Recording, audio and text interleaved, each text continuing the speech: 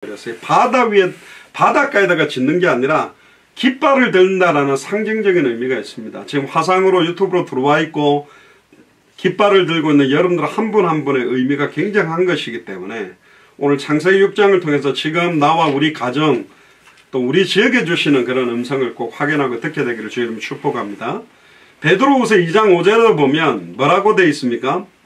신약과 구약이 연결되어 있는데 옛 세상을 용서치 아니하시고 오직 의를 전파하는 노아. 그러니까 노아가 방주만 일평생 지었다고 보지만 방주를 지으면서도 뭐를 전파했다고 되어 있습니까? 하나님의 의, 십자가와 부활, 예수가 그리스도는 복음까지 함께 전파하는 일을 같이 했습니다. 이미 상징적인 의미가 드러났죠. 산꼭대기에다가 배를 지으니까 우리 어릴 때도 노아 할아버지가 배를 만든다 뚝딱뚝딱뚝딱 뭐 이런 노래도 부르고 있는데 미친 거죠. 산꼭대기에다 배를 왜 만들지? 말이 안 되는 짓을 하고 있는 겁니다. 원래 시대를 살린 사람들이 다 왕따요. 또 약간 죄송합니다. 사이코 같아요. 좀 이상한 것 같아요. 요셉도 보면 왕따 당했어요. 다 형들이 미워했어. 왜냐 약간 교만했거든. 아빠도 엄마도 형들도 내한테 절하게 돼 있다면서. 태양과 달과 별들이 내게 절하고 볕단들이 일어나더니 내 볕단 나를 둘러싸더니 내게 인사를 했다면서 막 교만했고 너희 그럼 내가 니한테 절한다고? 네 꿈이 이루어지는가 보자 하고 막 이렇게 했듯이 사실은 노아 가족들도 왕따 당했어요. 사실은 사람들이 같이 안 놀아줬어. 왜? 생각하는 게 달라. 붙잡은 언약이 달라. 속해 있는 것이 땅에 속한 사람이 아니라 하늘에 속한 사람이고 하나님의 뜻과 계획을 붙들고 있기 때문에 이런 메시지는 또 이단 사이비 이상한 막 이상한 종교에서 또 좋다고 가져가겠지만 잘못됐지만 진짜 하나님의 의를 전파하는 걸 위해 그러니까 방주 자체가 메시지여야 됩니다. 할렐루야. 성전 건축이나 교회 건축이요 목사님이나 장로님들이나 그 교회 성도들의 위상을 드러내기 위한 그 순간 그거는 육신화되고 변질화된 겁니다. 결국은 메시지가 돼야 돼요. 그게요. 의를 전파하는 노아와 그 7 식구를 보존하시고 경건치 아니하는 자들의 세상에 뭘 내리셨다? 홍수를 내리셨다. 이 홍수라는 의미는 심판과 함께 이 세상에 대한 물세례의 의미가 같이 있습니다. 굉장한 부분들이니까 오늘 내용들을 보면서 지금 나에게 주시는 음성들을 꼭 붙들고 인자의 임함이 노아의 때와 같다고 했기 때문에 다시 오실 그리스도의 시간표가 노아 시대하고 똑같다고 했기 때문에 노아 시대 때는 물 세례를 내렸다면 다시는 물로 세례를 하지 않겠다고 무지개 언약을 보여주셨거든요. 저희 가족이 하와이에 살았는데 하와이 다른 별명이 하와이 스테이트가 레인보우 스테이트입니다. 진짜 무지개가 많아요. 저는 태어나서 본 무지개 본 숫자보다 하와이에서 훨씬 많이 봤어요. 막 쌍무지개도 쉽게 그냥 떠요. 얼마나 그러니까 비도 막 많이 내리는 그런 짧은 비가 많이 내리기 때문에 그런데 무지개 언약을 주면서 다시는 물로 심판하지 않고 불로 심판하겠다. 결국은 뭐 아마겟돈 전쟁이다 핵전쟁이다 그러지만 결국은 물이 바다를 덮은 것이 세계복음화라면 이제는 불이 전 세계를 덮게 될 겁니다. 그게 바로 성령의 불, 예수가 그리스도는 하나님의 말씀이 물세례는 회개세례죠.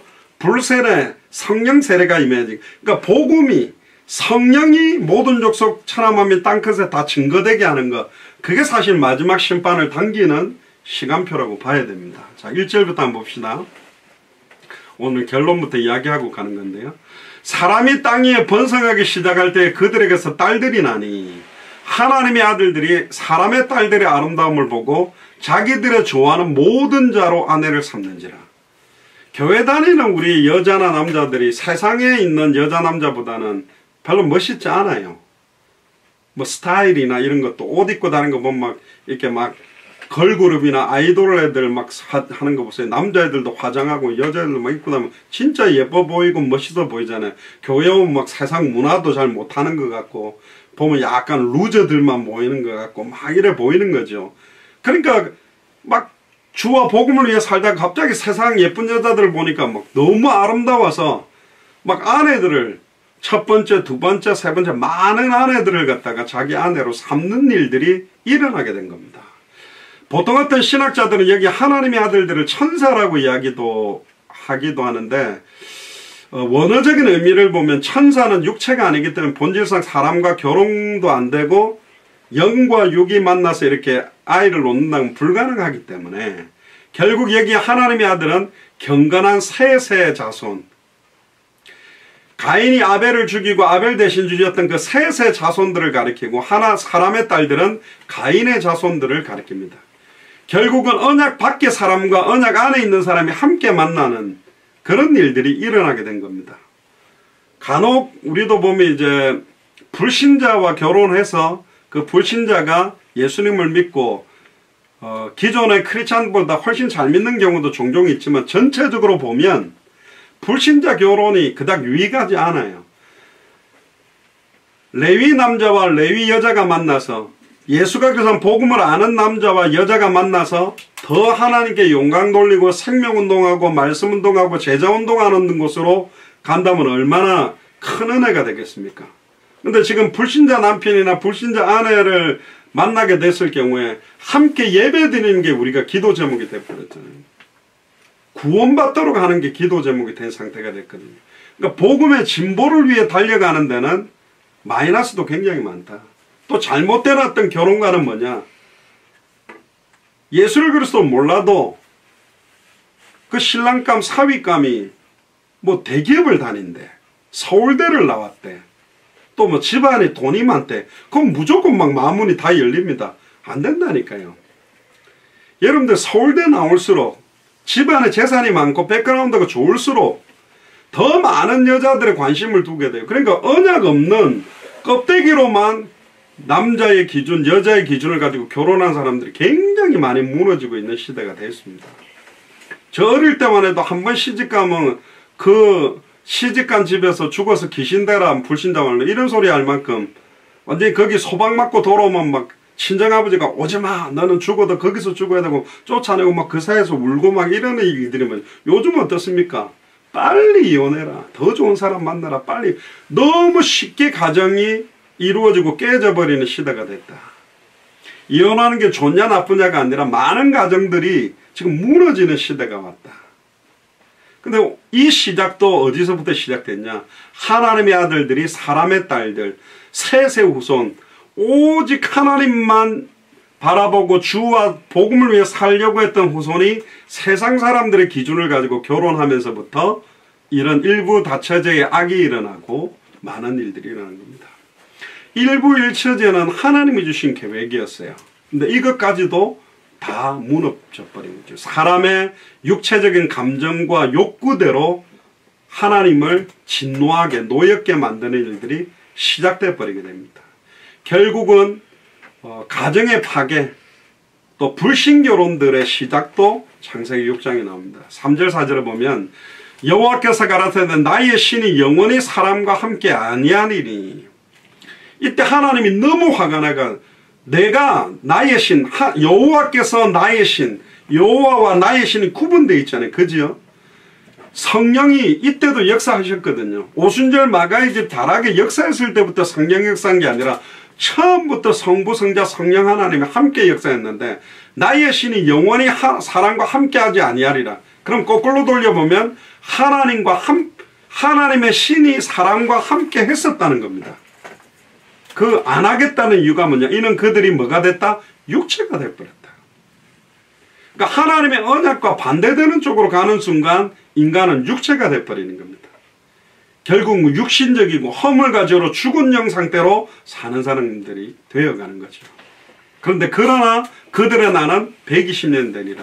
우리 지난 주간에는 무드슬레가 969세까지 살았는데 하나님이 너무 화가 나가지고 인간의 수명을 갖다가 120년으로 완전히 줄여버렸습니다.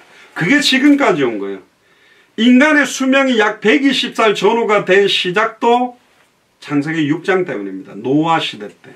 창세기 11장에 가면 왜 우리가 이렇게 언어가 다 바뀌게 됐냐? 바벨탑 사건 때문에 모든 언어가 이렇게 달라지게 된 시작과 기원도 성경에 다 나와 있습니다.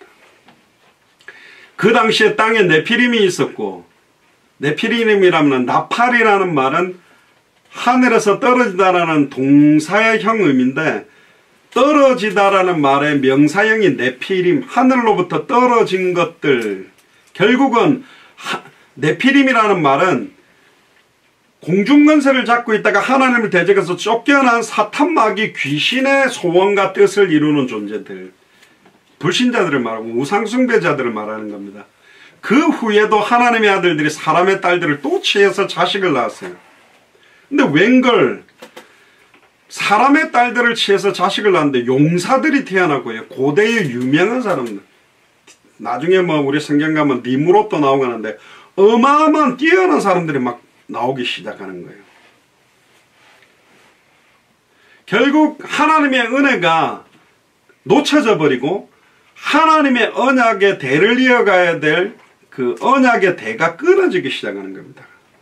그러니까 하나님이 너무너무 화가 나서 사실은 이들에게 강력하게 심판해야 될 계획들이 생긴 거예요.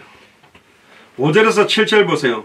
여호와께서 사람의 죄악이 세상의 관영함과 그 마음의 생각의 모든 계획이 항상 악할 뿐임을 보시고, 그러니까 벌써 하나님의 아들과 딸들이 결혼한 게 아니라 완전히 불신자들, 우상숭배자들, 언약이고 예배고 복음이고 하나님의 절대주권도 인정하지 않는 결혼들이 일어나다 보니까 마음에 생각하는 모든 계획이 항상 악한 것 쪽으로 가는 거예요.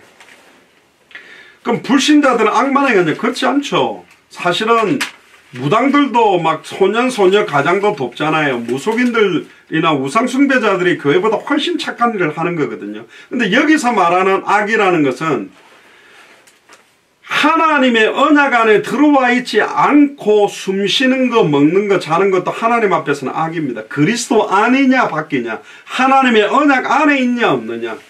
해적선을 탄 사람이 너무너무 착해. 해적선이 너무 느리게 가니까 해적선 엔진 출력을 갖다가 10배를 높여버렸다. 너무 착한 일 했잖아요. 배가 부서지니까 자꾸 싸울 때 보니까 배가 자주 부서져서 철갑을 입혀가지고 안 부서지게 만들었다. 이 사람은 착한 일인 줄 아는데 나중에 자기가 했던 모든 착한 일이 해적 바이킹처럼 지나가는 배를 갖다가 약탈하는 데 쓰여버린다는 거예요. 회칠한 무덤이다. 그러니까 무덤 안에 있는 시체는 썩어 있는데 위에다가 예쁜 잔디를 입혀놓는다 해서 깨끗하지 않다. 결국 하나님 앞에 의롭다 인정받을 육체는 없는 거예요. 그러니까 아무리 착하고 진실하게 한다는데 그게 더 악한 거예요. 예를 들면 연쇄살인마나 사이코패스가 막 꼬마들을 갖다가 끌어안고 맛있는 것도 사주고 착한 일을 해보세요. 더 무시무시한 거지 이게. 저게 무슨 일을 벌이려고 또 저렇게 하지? 결국 저와 여러분들은 전적으로 부패되고 전적으로 타락되어져서 나는 착하고 올바르고 좋은 일이라고 하지만 하나님이 볼 때 그것은 악하게 된다는 거예요. 심지어 하나님은요, 후회함이 없고 전지전능하고 절대 지존자지만 여기 뭐라고 표현합니까? 땅 위에 사람 지으셨음을 한탄하고 있어요. 그러니까 우리가 조직신학적으로는 하나님은 후회가 없는 분이다 그렇게 딱 규정을 짓지만 성경을 보면 후회도 해요. 하나님은 절대 마음을 돌이키지 않냐? 아니요, 마음을 돌이킨다니까요. 히스기야가 죽는 걸 정해놨다가도 다시 살려주고 그래요. 그러니까 하나님이 어떤 면에서는 영이시지만 우리 인간의 연약함을 알고 너무 이렇게 이해하고 도와주시는 분, 사랑이 너무 많은 분인데 어쨌든 땅 위에 사람 지은 걸 너무 한탄한 거예요. 자식 낳았을 때 너무 기쁜데 막 자식들이 말 안 듣고 대들고 막 이러면 아이고 내가 어쩌다가 저런 놈들을 낳았을까 막 이러면서 막 한탄하듯이 막 하나님이 사람을 지은 걸 한탄했어요. 심지어 하나님이 마음에 근심을 하고 뭐라고 이야기하냐? 나의 창조한 사람을 내가 지면에서 쓸어버리겠다. 그거 다 죽여버리겠다고 하나님 작정을, 그 정도로 사람이 악해진 거예요. 그리고는 나의 창조한 사람을 내가 지면에서 쓸어버리되 사람으로부터, 사람뿐만 아니라 육축과 기는 것과 공중의 새까지 그리하리니. 사람은 흙으로 만들어졌잖아요. 짐승도 흙으로 만들어졌는데 흙으로 만들어진 것 중에서 가장 뛰어나게 하나님의 형상대로 창조되고 복을 받아서 생육하고 번성하고 충만하고 정복하고 다스리는 하나님의 대리 통치권까지 받은 인간이 언약을 놓치고 범죄하게 되니까 인간 때문에 그 땅이 저주를 받고 인간 때문에 육축과 기능과 공중의 살까지 이걸 다시 우리로 전환시켜보면 복음을 가진 자가 현장에 관심 없고 복음에 관심 없고 전도에 관심 없고 세계복음에 관심 없으면 그 주변에 함께 사는 불신자들과 정치, 사회, 경제, 문화까지 다 무너져 버린다는 거예요. 이는 내가 그것을 지었음을 한탄합니다. 저와 여러분들을 지었음을 주님이 한탄한다면 얼마나 안타깝습니까? 예수님이 한탄한 사람이 하나 있어요. 차라리 나지 아니하면 좋았을 것을 가룟 유다에 대해서 한탄했습니다. 우리의 인생이 어제 죽은 사람 그렇게 하루만 더 살았으면 하고 간절했던 이 시간을 우리는 너무너무 쉽게 죽여버리고 쉽게 소모해버리고 있거든요. 너무 아까운 시간이거든요. 최근에 이제 제가 조금 드는 생각은 뭐냐면 이 지금 코로나19가 해결될 듯 안 되고 계속 지금 막 이게 백신 나왔는데 변이 바이러스도 나온다. 빨리 이 복음이 좀 증거돼야 되는데 국경 다 막히고 뭐 미얀마는 또 쿠데타가 터져가지고 무슨 국경을 막아서 1년 동안 계엄령을 선포돼서 비행기도 왔다 갔다 못하게 막았다 이러고 야 언제 빨리 이 복음 들고 전해야 되는데 약간 힘이 빠지더라고요. 한 2, 3일 동안. 이 복음 들고 그나마 뛰고 있던 선교사들의 문들도 다 막혀 있거든. 우리가 주중에 이야기했잖아요. 어떤 사람이 복 있다 그랬습니까? 애통하는 자. 우리는 애통하지 않고 기쁜 게 복이라고 생각하는데 진짜 하나님의 그 애통한 마음이 내 애통한 마음이 되고 마음이 청결하고 정말로 심령이 가난해서 나는 은혜 아니면 안 됩니다. 내 연약함을 알 때. 그래서 사도 바울은 나의 약한 걸 자랑한다. 나는 옛날에 잘 나가던 거 잘하던 거 자랑했는데 그때 그리스도가 약화되고 내가 나의 약한 걸 자랑할 때 내 안에서 그리스도만 존귀 여김을 받더라. 아 요즘 내가 좀 신앙생활 잘하는 것 같아. 내가 좀 축복받을 것 같아. 그렇게 생각 드는 순간 그리스도는 약화된 거라니까. 나는 역시 아니구나. 그리스도 아니면 안 되는 존재구나. 깨달았습니까? 여러분 축복받은 사람입니다. 결국 노아시대 사람들은 죄악이 점점점 커갔고 결국 자기들의 마음과 생각과 모든 계획에 하나님의 뜻과 계획, 언약은 관심이 없어요. 그러니까 하나님이 한탄한 거죠. 너무 하나님이 답답한 겁니다. 공의로운 하나님은 절대로 죄를 용납지 않습니다. 8절에 10절 보세요. 그러나 노아는 자, 여기서 너무너무 좋은 단어가 하나 나왔어요. 그러나 아무리 세상 사람들이 추악하고 더럽고 음란 타락에 빠지고 하나님의 언약에 관심 없지만 그러나 옆 사람 보고 이야기하세요. 그러나 노아는 여호와께 은혜를 입었어요. 그러나의 은혜가 여러분들이 임하게 되기를 주의 이름 축복합니다. 아무리 흑암운동 공허라고 할지라도 그러나 아무리 음란 타락 가운데 있다 할지라도 그러나 아무리 많은 사람들이 시달린다 할지라도 그러나 노아는 여호와께 은혜를 입었더라. 옆 사람 이름을 넣어가지고 불러주면서 해보세요. 시작. 그러나 대원이는 여호와께 은혜를 입었더라. 할렐루야. 여호와께 은혜를 입었기 때문에 하나님이 보호하시고 하나님이 붙들어 준다는 거예요. 이게 엄청난 거예요. 주님의 손이 우리를 붙드신다면, 주님의 오른손이 우리를 붙드신다면, 그러면서 노아의 사적은 이러하다. 노아는 의인이고, 여러분들 의인입니까? 노아가 의인이었대. 의인, 우리는 보통 의인 그러면 뭐 지하철 선로에 떨어진 사람을 구출해주면 아유 의인이다, 의사자다 뭐 그러는데 그 정도 의인이 아니겠습니다. 하나님의 의 안에 들어있는 사람을 의인이라 그런 거예요. 착한 사람은 의인이 아니고 하나님의 의 안에 있다. 하나님의 의가 뭡니까? 십자가와 부활이거든. 예수 그리스도의 보혈이거든요. 예수가 그것은 복음 안에 있는 사람이었고 그렇기 때문에 당세의 완전한 자다. 여기는 당세라고 되어 있지만 예전엔 당대라고 되어 있고 당대라는 단어도 성경에 있어요. 당대의 완전한 자다. 여기서 완전하다라는 완전은 하나님과 같은 완전이 아니라 하나님이 지은 사람으로서 온전한 상태를 말하는 겁니다. 그가 그러면 왜 의인이고 당세에 완전했냐? 답은 하나예요. 첫 번째는 여호와께 은혜를 입었고, 두 번째는 하나님과 동행을 했기 때문에, 할렐루야, 임마누엘을 누렸단 말이에요. 항상 하나님이 내 안에 계시다, 내가 그리스도 안에 있고 내가 하나님 안에 있고 하나님이 내 안에 있다라는 것을 항상 임마누엘을 생각하고 있는 거예요. 깨닫고 있는 거예요. 그가 세 아들을 낳았으니 셈과 함과 야벳이다. 인종학적으로 보면 정확하지는 않지만요, 결국은 이 셈과 함과 야벳을 통해 황인종, 흑인종, 백인종의 혈통들이 이어져서 나왔다라고도 봅니다. 그러면 노아가 놓은 세 아들이 백인, 흑인, 황인종 이렇게 났냐? 그렇지 않아요. 셈, 함, 야벳이 막 흰색, 노란색, 까만색 이렇게 된 게 아니고, 셈과 함, 야벳의 후손으로 이어지면서 여러 후손들이 황인종 계열로, 흑인종 계열로, 백인종 계열로 이렇게 흩어지기 시작한 게 인종학적으로 있습니다. 결국 황인종, 흑인종, 백인종의 계열로 흩어지게 된 시작도 창세기 6장의 시작이 나온다. 결국 아담의 후손들은 누구나 태어나는 순간 죄인이요, 태어나는 순간 사탄의 권세 아래 있어요. 태어나는 순간 하나님과 단절되어 있어요. 근본이 세 가지 문제.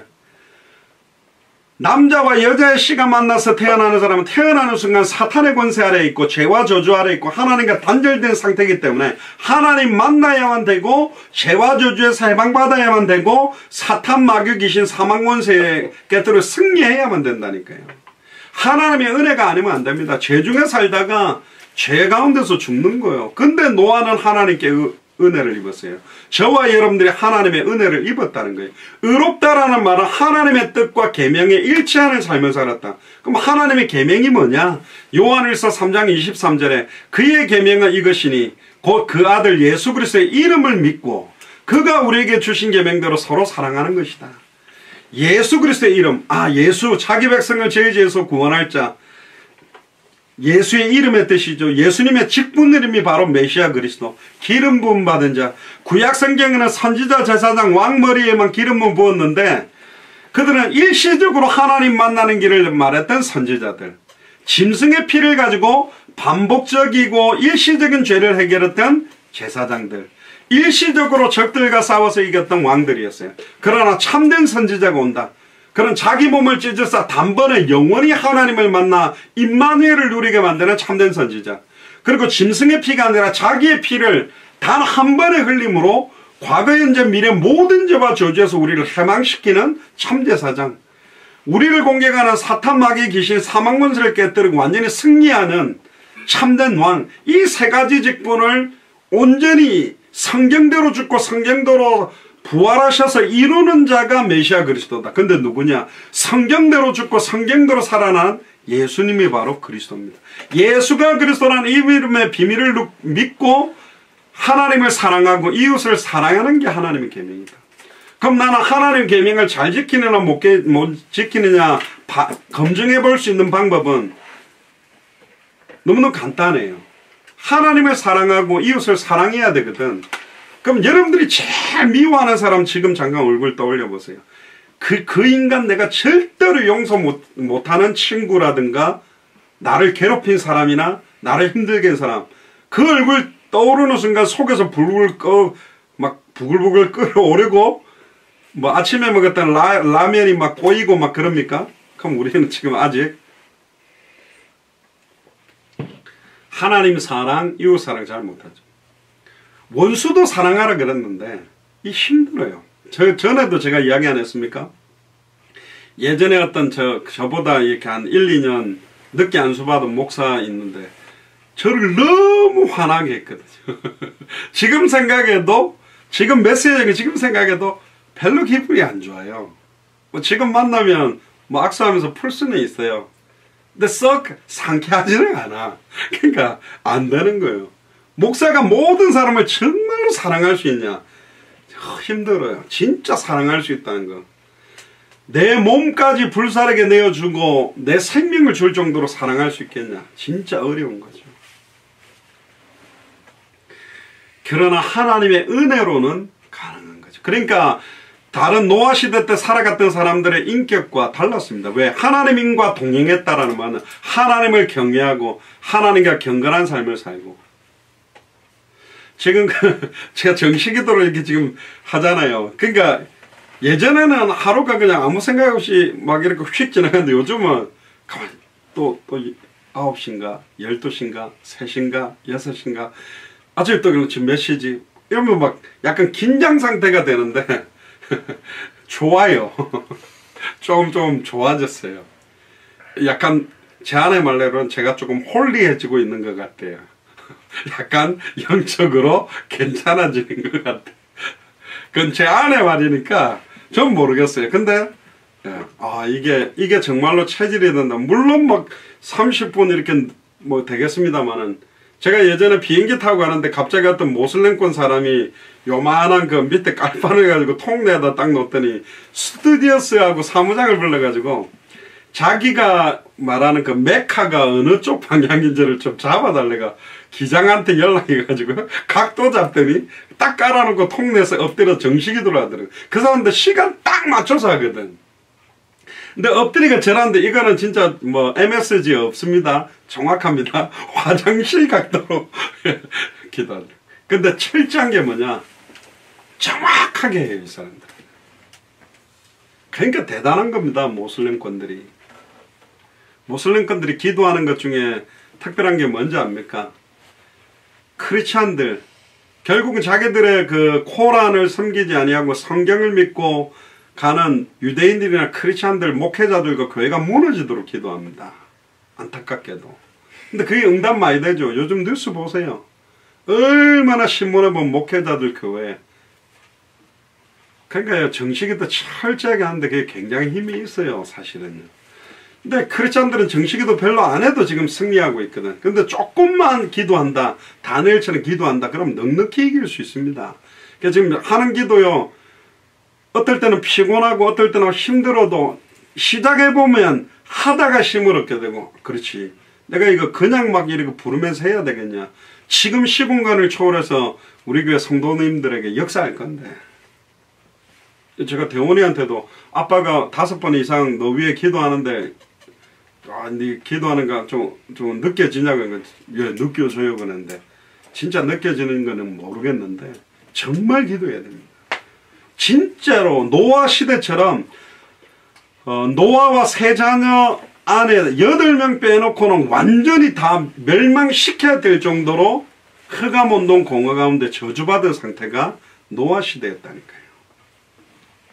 11절에 12절을 보세요. 때에 온 땅이 하나님 앞에 패괴하여 강포가 땅에 충만한지라 하나님이 보신즉 땅이 패괴하였으니 이는 땅에서 모든 혈육 있는 자의 행위가 패괴함이다. 패괴함이라는 말이 3번이나 나오는데 원어 히브리어로는 샤카스라고 그럽니다. 부패되고 더럽다.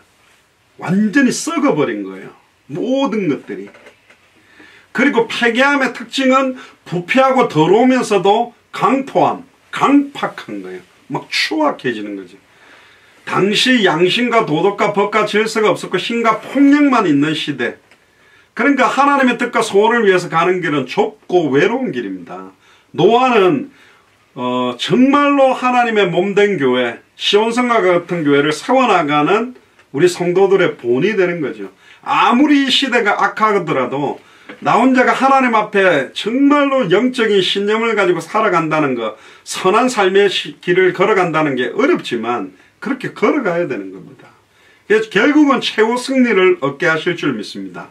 13절에 16절에 보면 하나님이 노아에게 이르시되 모든 혈육 있는 자의 강포가 땅에 가득함으로 그 끝날이 내 앞에 이르렀으니 내가 그들을 땅과 함께 멸하리라. 너는 잣나무로 너를 위하여 방주를 짓되 그 안에 간들을 막고 역청으로 그 안팎에 칠하라.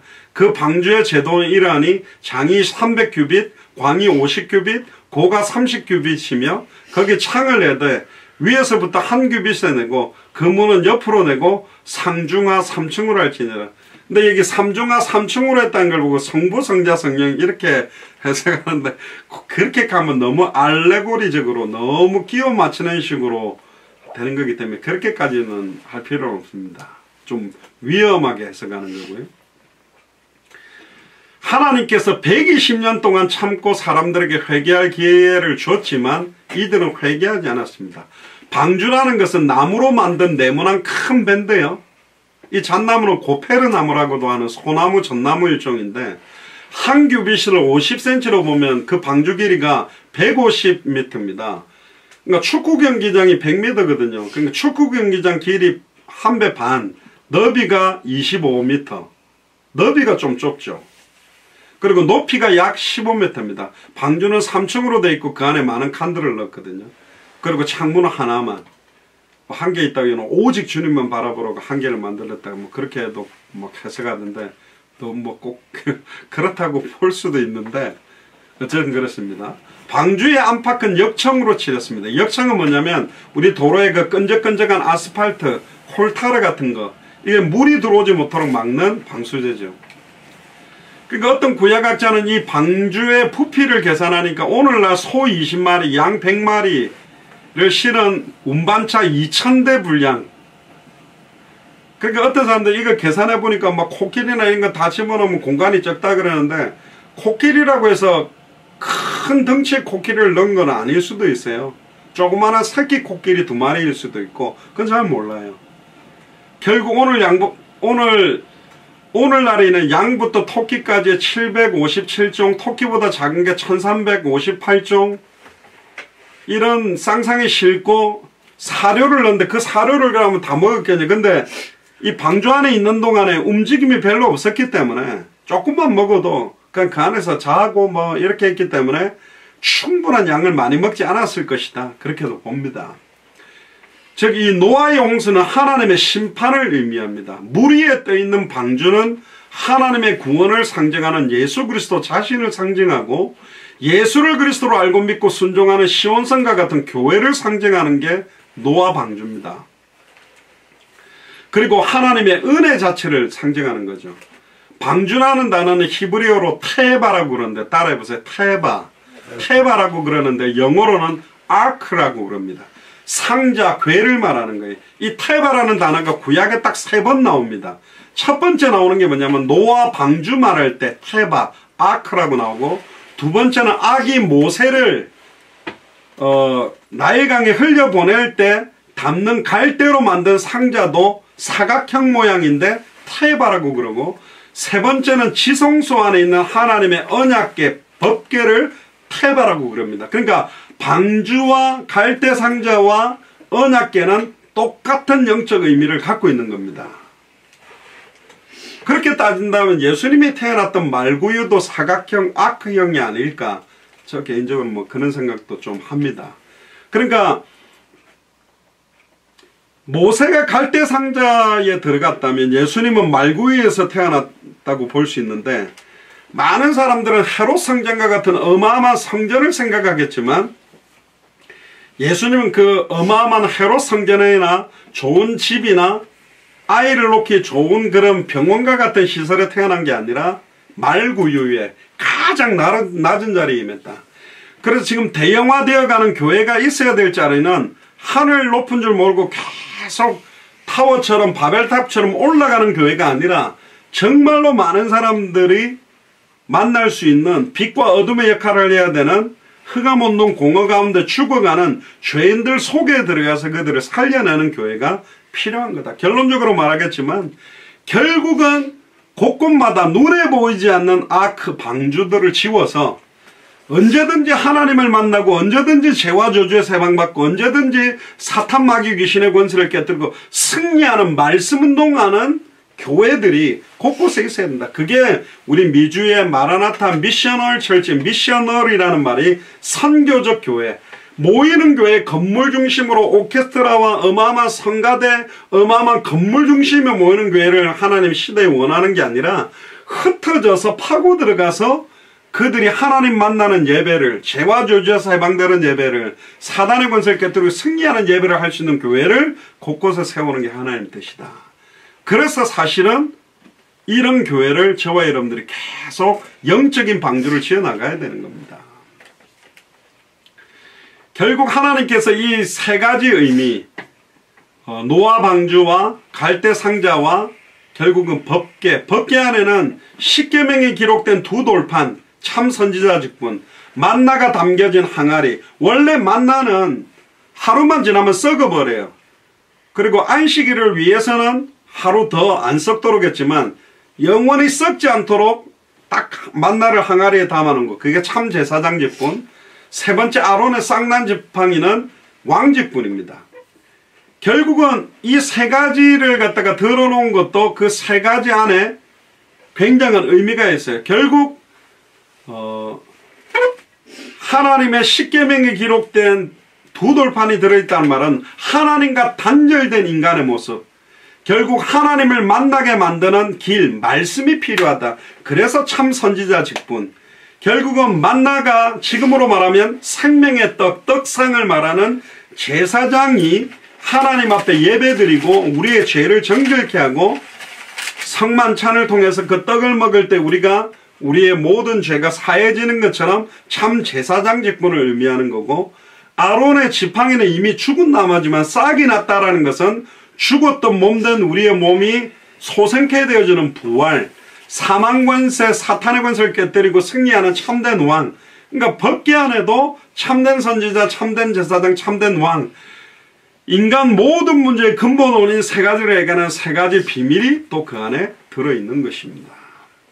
그러니까 결국은 모든 것이 누가복음 24장 44절에 내가 너희와 함께 있을 때에 너희에게 말한 바 모세의 율법과 선지자들의 글과 시편이 나를 가리켜 기록된 모든 것이 이루어져야 하리란 말이 이것이다. 누가복음 24장에도 보면 27절입니까? 모든 성경이 나에 대한 기록이다. 예수님에 대해서 기록을 한 겁니다. 모세의 율법은 제사장에 대한 직분에 대한 이야기죠.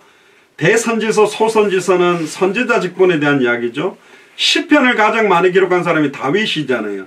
결국은 대선지, 열왕기상하, 역대상하, 구약성경을 39권을 세 부분으로 짝뚝짝뚝 나누면 모세오경 제사장 직분, 대선지서, 소선지서, 선지자 직분, 시편과 열왕기상하, 역대상하, 왕들에 대한 이야기. 그러니까 구약성경도 선지자 이야기, 제사장 이야기, 왕 이야기. 수많은 선지자들이 왔지만 단번에 영원히 하나님 만나게 하지 못했다. 참된 선지자 와야 된다. 수많은 제사장들이 잘못된 제사를 드렸다. 짐승 가지고 이상한 짓 하고 잘못된 제사 드렸다. 피만 뿌렸다. 참된 제사장이 와야 된다. 수많은 왕들이 다윗도 실수하고 솔로몬도 실수하고 히스기야도 실수한 이유가 뭐냐? 참된 왕이 와야만 사망 권세 깨뜨리고 승리할 수 있다. 사탄을 깨뜨리는 참된 왕이 와야 된다. 그래서 이 참된 왕, 참된 제사장, 참된 선지자 세 가지 직분을 합한 직분이 바로 메시아입니다. 메시아가 누구냐? 메시아가 와야 된다. 그래서 구약은 오실 메시아를 기다린 거죠.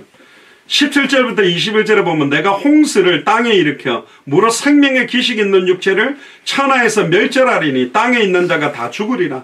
그러나 너와는 내가 언약을 세우리니. 할렐루야. 따라해보세요. 또 나옵니다. 그러나, 따라해보세요. 그러나 너와는 내가 내 언약을 세우리라.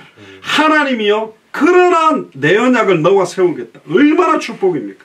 다른 사람들은 다 멸망시켜버릴 건데 너하고는 내가 언약, 커버넌트, 이걸 딱 맺겠다. 그러면서 맺는 이유로, 표징으로 준 게 뭐냐? 방주를 지으라는 겁니다. 너는 네 아들과 내 아내와 내 자부들과 함께 그 방주로 들어가고, 할렐루야, 그리스도 안으로 들어가게 되기를 주의 이름으로 축복합니다. 시온성과 같은 교회로 들어가는 것. 헤롯 성전이 아니라 예수를 그리스도로 알고 믿는 언약을 가진 자가 있는 곳이 이 방주가 되는 거예요. 그래서 마가다락방도 영적인 방주였습니다. 여러분들이 학교에 있다면 그 학교가 영적 방주가 될 거고, 회사에 있다면 회사가 그 영적인 방주가 될 겁니다. 믿습니까? 혈육 있는 모든 생물을 너는 각기 암수 한 쌍씩 방주로 이끌어들여 너와 함께 생명을 보존하게 하되. 말했습니다. 모든 생물, 성경, 구약성경에 나오는 짐승들은 이방인들, 200개 나라와 2000개가 넘는 미전도 부족국가, 모든 족속 천하만민 땅끝을 영적으로 상징하는 겁니다. 그들의 생명 보존을 위해서 우리는 방주를 만드는 겁니다. 그런 교회가 각 나라마다 세워져야 돼요. 각 나라마다 이미 목사님들 많이 있어요. 선교사들 많아요. 신학교도 많아요. 교회도 많아요. 그러나 전부 지금 다른 복음, 너무너무 변질된 메시지가 강단에 나오고 있다. 모세오경은 신하다, 창세기는 신하다 했었고, 완전히 다원주의 모든 종교는 다 구원이 있다. 지 마음대로 신학들이 변질되어져 가는 시대가 왔거든요. 새가 그 종류대로 육축이 그 종류대로 땅에 기는 모든 것이 그 종류대로 각기 둘씩 내게로 나오리니 보세요. 네게로 나온다고 그랬습니다. 방주를 짓는 곳으로 나온다. 옛날에 그 노아 방주 영화를 보니까 맨 마지막에 방주에 올라타는 짐승이 뭐냐면 거북이요. 거북이 두 마리가 엉금엉금 와가지고 그 노아 방주 문턱에 탁 올라가니까 올라가자마자 방주 문에 쫙 올라가니까 거북이가 두 마리가 걸쳐있다가 싹 안쪽으로 밀려 떨어져가 떼굴떼굴 굴러가 톡 들어가는 그렇게 상징적으로 해놨던데요. 나아왔다고 돼 있어요. 그 생명을 보존케 하나. 육신적인 생명이 아닙니다. 영원한 생명을 얻도록 너는 먹을 모든 식물들을 내게로 가져다가 저축하라. 이것이 너와 그들의 식물이 되리라. 어떤 면에서 이 식물은 메시지가 될 수 있습니다. 마음껏 먹을 수 있는 메시지.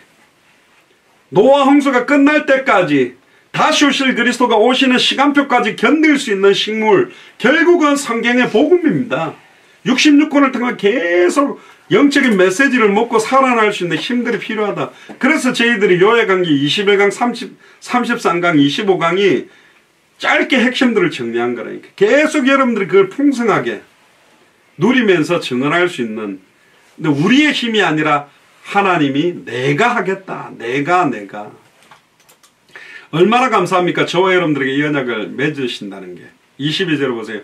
노아가 그와 같이 하되 하나님이 자기에게 명하신 대로 다 준행했다. 자기 생각과 경험대로 하는 게 아니라 명하신 대로 하나님이 말씀하신 그대로 다 준행하는 것. 말씀이 가라면 가고 말씀이 서라면 서고 말씀이 하라는 대로 할 수 있는 사람이 이 노아의 축복을 누릴 겁니다. 방주 짓는 일이 어렵습니다. 한 번도 해본 적이 없는 일입니다. 그것도 여러분들 평평한 땅에다가 방주 짓는 게 쉽겠어요? 산 꼭대기에 짓는 게 쉽겠어요? 산 꼭대기에 지려면 이게요. 길이가 벌써 150m면 그거 막 비스듬한 데다 밭을 갖고 지으려면 진짜 힘든 겁니다. 수십 년 정도가 아닙니다. 잠깐 말씀운동하고 마는 게 아니라 방주 짓는 거는 말씀운동하는 거, 생명운동하는 거, 제자운동하는 것 자체가 방주를 짓는 것과 똑같은 거거든. 100년은 걸렸을 겁니다. 120년 동안. 많이 지어본 게 아니에요. 처음 짓는 거라니까. 사드락 메삭 아벳느고도 용광도에 몇 번 들어갔다 나와본 적 경험이 있는 차력사들이 아닙니다. 다니엘도 뭐 사자굴에 몇 번 들어갔다 나왔는데 또 들어간 게 아니잖아요. 결국은 모든 사람들이 볼 수 있도록 죄악된 모든 200개 나라 2000개가 넘는 미존도 부족국 그 사람들이 볼 수 있는, 지금은 모든 사람이 다 듣도록 이 복음을 전해야 되는 겁니다. 결국은 거의 물질과 시간과 노력을 다 쏟았고 부업으로 한 게 아니라 본업이었을 겁니다. 모든 일의 우선순위, 이것 때문에 살아가는 거죠. 친척들과 이웃들이 조롱과 비난을 얼마나 했겠습니까? 미쳤다 하겠죠. 무슨 당대 새긴 거냐. 지금은 물론 비대면 예배를 인터넷으로 하니까 우리한테 별말 못하겠죠. 대면 예배하던 교회가 우리 교회 보면 뭐야 이거 컴퓨터 앉아갖고 뭐 박수치고 찬양하고 뭐 주여 했었고 뭐 하는 거야 그러겠죠. 미쳤다 하겠죠. 그런데요, 이 비대면 예배가 이제는 모든 사람들의 교회 예배의 패러다임으로 다 들어가 버렸어요. 우리는 이미 거의 한 15년, 20년 전부터 했다니까요. 그러나 이 노아는 어떤 상황에서도 낙심하지 않고 인도받았습니다. 이 방주가 또 시온성과 같은 교회라고 그랬죠. 그 교회 안에 거하는 겁니다. 교회는 건물만을 말하는 게 아닙니다. 예수를 그리스도로 믿는 고린도전서 3장 16절에 너희가 하나님의 성전인 것과, 지금 여러분들이 있는 그곳이 이 시대의 노아의 방주, 영적인 방주인 줄로 믿습니까? 할렐루야. 그래서 여러분들이 기도해야 됩니다. 참된 교회는 장차 임하게 될 불심판으로부터 세상을 구원할 방주다. 결국은 예수를 그리스도로 믿는 자 누구든지 와서 생명 얻고 말씀운동으로 뿌리내리며 제자라 세워지는 일들이 여러분들의 가정에 일어나야 됩니다. 그 모델이 사도행전 5장 42절의 초대교회였습니다. 저희가 날마다 성전에 있든지 집에 있든지 예수는 그리스도라 가르치기와 전도하기를 그치지 않는, 특히 마태복음 24장 35절에 39절에 보면 천지는 없어지겠으나 내 말은 없어지지 아니하리라. 그러나 그날과 그때는 아무도 모르나니 하늘의 천사들도 아들도 모르고 오직 아버님만 아시느니라. 예수님이 모른다라는 게 아니고 이거는 성부 하나님의 주권에 뒀다는 말이고요. 여기서 중요한 말이 나옵니다. 마태복음 24장 36, 37, 38에 노아의 때와 같이 인자의 임함도 그러하리라. 홍수 전에 노아가 방주에 들어가던 날까지 사람들이 먹고 마시고 장가들고 비가 시집가고 있으며 홍수가 나서 저희를 다 멸하기까지 깨닫지 못하였으니 인자의 임함도 이와 같으라. 비가 와도요, 에이 비는 오겠지, 설마 산 꼭대기까지 물이 다 찰까 이라고 깨닫지 못해요. 다 멸망받기까지 뭐하지 못했다? 깨닫지 못했다. 인자의 오신 목적이 뭡니까? 예수님이 다시 오신 목적이 뭡니까? 노아의 때와 같다. 근데 여기 보면요, 누가복음 17장에 보면 그냥 사람들이 먹고 마시고 장가들고 시집가더니 홍수가 나서 저희를 멸했다고 예수님 이야기합니다. 먹고 마시고 장가들고 시집가는 게 나쁜 건가요? 소돔과 고모라 땅처럼 악한 죄를 지었다는 표현보다 그냥 먹고 그냥 마시고 그냥 장가들고 그냥 시집가는데 멸망받았대. 그 말은 뭡니까? 지금 2021년을 살아가는 사람들이나 노아시대 사람들이냐? 예수가 그리스도는 성경의 복음과 마태복음 24장 14절의 언약과 관계 전혀 상관없이 관심 없이 먹고 마시고 장가가고 시집가는 것도 다 멸망받을 이유가 충분하다. 이건 충분하다는 건데 충분하다는 겁니다. 그러니까 언약 바깥에 있으면 망할 수밖에 없다는 걸 말해요. 특히 누가복음 18장 8절에 내가 너희에게 일어나니 속히 그 원한을 풀어주시리라. 그러나 인자가 올 때에 세상에서 믿음을 보겠냐? 예수님이 다시 올 때 믿음을 볼 수 있겠냐? 어떤 믿음을 말합니까? 진짜 예수를 그리스도로 끝까지 믿는 믿음 보겠냐? 2000년 전 십자가 부활로 내 인생 모든 문제 끝났다라고 그렇게 정말 믿고 살아가는 믿음을 볼 수 있겠냐? 그렇게 믿는 사람이 몇 명 있겠냐? 진짜 다시 오실 그리스도를 끝까지 믿고 바라보고 살아가는 사람이 과연 몇 명이 있겠냐? 여러분들이 되기를 주님 축복합니다. 마태복음 24장 38절 39절에 홍수 전에 노아가 방주에 들어가던 날까지 사람들이 먹고 마시고 장가들고 시집가고 있으며 홍수가 나서 저희를 다 멸하기까지 뭐하지 못했다? 깨닫지 못했다. 멸망당할 때까지 깨닫지 못하는 거예요. 이게 저주라니까요. 특히 창세기 6장 22절에 노아가 그와 같이 하되 하나님이 자기 명하신 대로 다 준행했다 그랬죠. 말씀 그대로 따라가고 말씀대로 순종하는 게 마지막 때를 승리하는 비밀 중의 비밀입니다. 히브리서 11장 7절에 믿음으로 노아는 아직 보지 못하는 일에 경고하심을 받아 경외함으로 두렵고 공경하는 마음으로 방주를 예비하여 그 집을 구원했다. 이로 말미암아 세상을 정죄하고 믿음을 좇는 의의 후사가 됐다. 아직 보지 못하는 일에 경고를 받았다. 다시 오실 그리스도의 심판은 미래적인 겁니다. 믿음은 바라는 것들의 실상이요 보지 못하는 것들의 증거다. 아직 안 오는 거지만 우리는 성경을 통해 이미 어떻게 될지 알고 있는 거예요. 그래서 우리는 예수를 그리스도로 믿는 믿음을 쫓는 의의 후사로 살아가는 겁니다. 다시 오실 그리스도를 바라보는. 결론적으로 베드로전서 3장 20절에 21절에 보면 그들은 전에 노아의 날 방주 예비할 동안 하나님이 오래 참고 기다리실 때에 순종치 아니하는 자들 120년 동안 말씀을 안 들었어요. 방주에서 물로 말미암아 구원을 얻은 자가 몇 명뿐이니 겨우 8명이라. 여기서 물이 뭔지를 표현합니다. 물은 예수 그리스도의 부활하심으로 말미암아 이제 너희를 구원하는 편이 세례라. 그러니까 짠물을 민물이 덮었던 적은 딱 한 번이거든요. 비가 와가지고 물이 바다를 덮었다. 결국 그걸 보고 이 지구 땅덩어리에 물이 임해서 물을 덮어서 세례라고 표현합니다. 육체의 더러운 것을 제하여 버림이 아니요 오직 선한 양심이 하나님을 찾아가는 거다. 베드로후서 2장 5절에 옛 세상을 용처치 아니하시고 오직 의를 전파하는 노아와 그 7 식구를 보존하신다. 그냥 방주만 만든 게 아니라 방주 자체가 메시지임을 노아와 7 식구는 알았고 그 하나님의 의를 구원의 방주의 영적인 의미, 아크의 의미를 전달한 겁니다. 그 안에 방주 안에 있느냐 방주 바깥에 있느냐 그리스도 안에 있느냐 바깥에 있느냐 끝인 겁니다. 오직 의를 전파하는 노아와 그 7 식구. 여러분들 지역에서 오직 의를 전파하는 여러분 거창 같으면 한준복 권사님, 한계순 권사님과 그 식구들 그들을 보존하기 위해 방주를 지어요. 그래서 그런 영적인 방주들이 일어납니다. 안양에도 짓고 서울에도 짓고 또 서천에도 짓고 인천에도 짓고 춘천에도 짓고 부산 영도에도 금정에도 가는 곳곳마다 그런 영적인 방주를 지어라.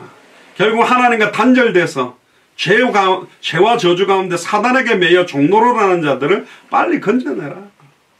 예수께서 다시 오실 때까지 그 믿음을 보존하기 위해 방주를 지어라. 눈에 보이는 방주와 눈에 보이지 않는 방주를 지어라. 주님 오시는 그날까지 지속적인 생명운동, 말씀운동, 제자운동을 지속할 수 있는 영적인 방주를 짓게 되기를 주의 이름으로 축복합니다. 기도하겠습니다. 주는 그리스도시요 살아계신 하나님의 아들이시나이다. 하나님,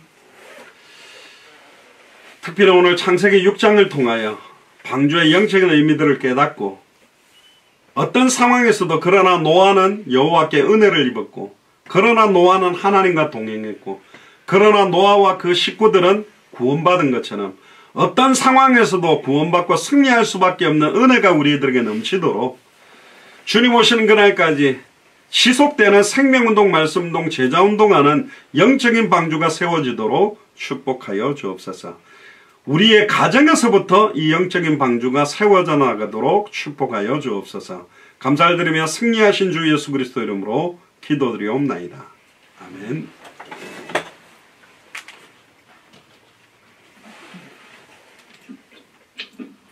네, 찬송가 293장입니다.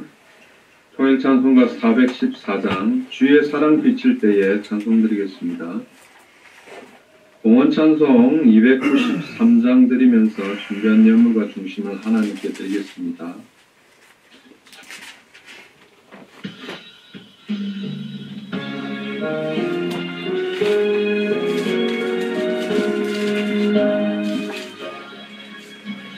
주의 사랑 비칠 때에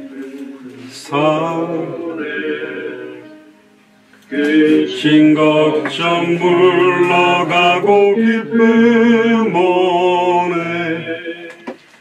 기도하게 하시며 증인한 물리쳐 주의 사랑 비칠 때 기쁨 오네. 그 사랑 내 마음속에 충만하게 비칠 때에 찬송하네.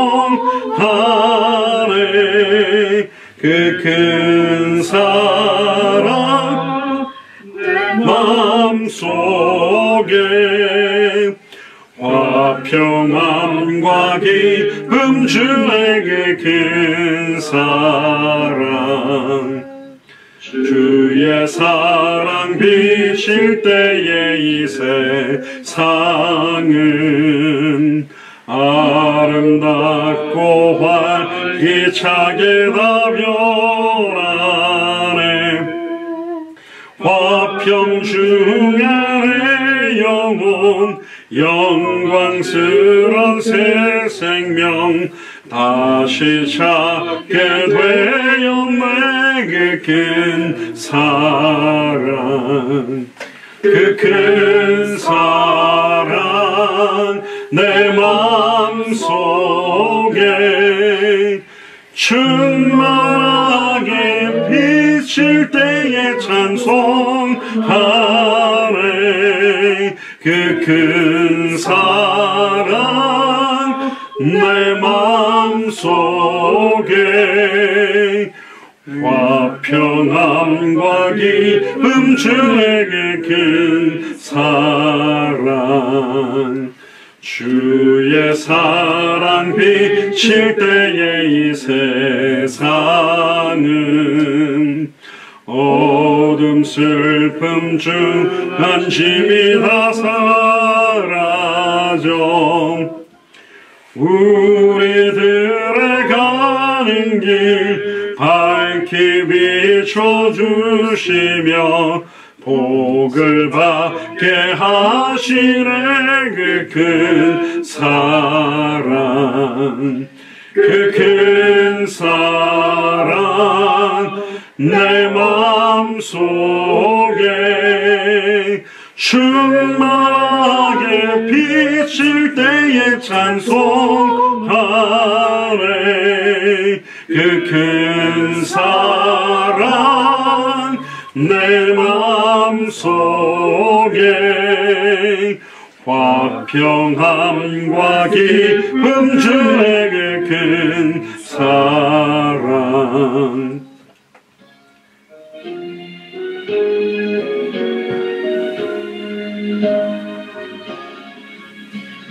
주의 사랑 비칠 때에 그 광채가 찬란하게 우리 둘러 비치겠네.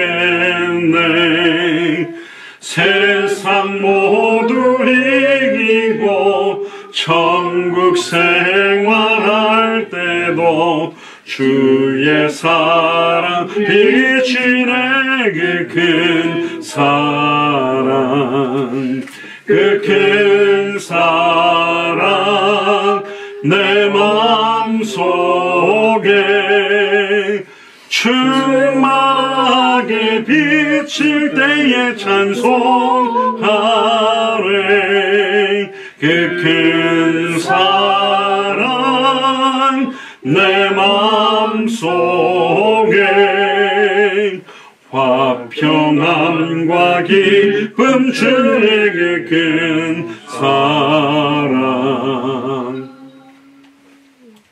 전영학 선교사님 교회 소식 전해주시겠습니다. 예, 광고 전해드리겠습니다. 특별한 광고는 없는데요.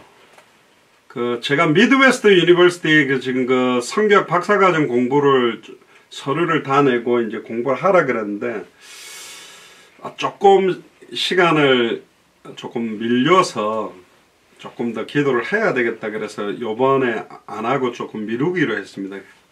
고희경 목사님 전화가 1시간 반 동안 제가 왜 안 하려고 하다고 목사님 그래서 조금 지금 미뤄놨습니다. 왜냐하면 이게 스케줄이나 이거 보니까 학업하는 시간이나 거의 2년 반을 계속 이걸 할 경우에 이게 사역하는 거나 이게 조금 어려울 것 같다는 느낌이 좀 들었습니다.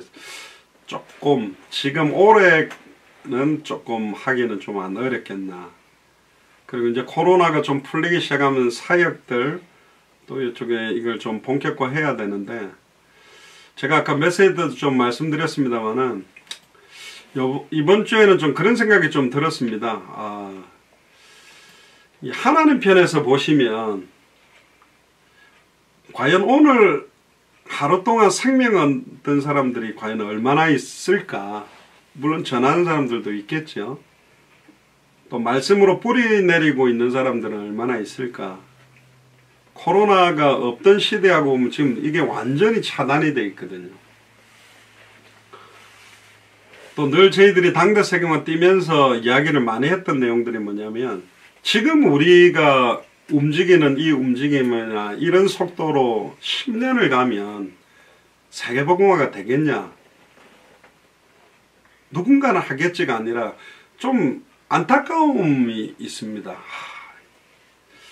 이제 저는 안타까움이라기보다는 전에는 제가 이제 대학생들이나 사역자들과 여러 명이서 거의 뭐 3박 4일에 한 나라씩을 가면서 예비된 목사님들을 이렇게 찾던 시간표가 있었거든요. 그걸 보면 속도가 사실은 지금 너무 더디죠. 또 지금은 국경이 차단돼서 못 가잖아요. 그럼 미쳤다고 막 생업도 포기하고 막 그것만 하고 다닐 수 있냐? 또 그건 아닌데 좀 그런 생각이 들었습니다. 진짜 기도해야 되겠다. 이 예비되어 있는 교회들과 주회종들이 일어나야지 이렇게 가는 거는 아니거든요. 저와 여러분들이 요렇게 벌써 1년 갔잖아. 2020년 요렇게 또 1년 싹 지나면 아이고 또 2021년 원단 예배 때 그렇게 또 지났네요. 2020 또 그렇게 지났네요. 2023년 또 이렇게 지났네요. 그거 반복하다가 꼴까닥 죽어가지고 주님께 갈 겁니까? 그건 아니잖아요. 아니거든요. 그럴 것 같으면 당대 세금과 아니라 편하게 생각하셔야 돼. 편한 교회에서 편하게.